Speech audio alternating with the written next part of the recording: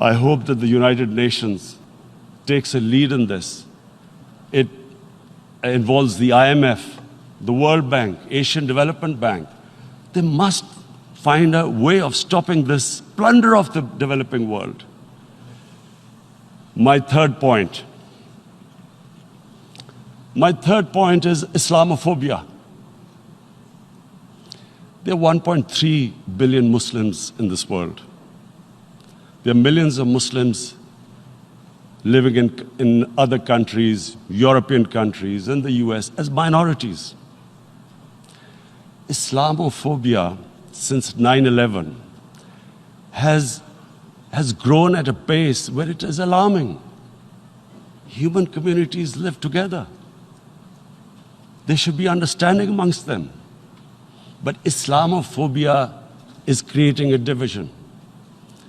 Muslim women wearing hijab, it's become an issue. It's become an issue in some countries. Hijab is some sort of a weapon.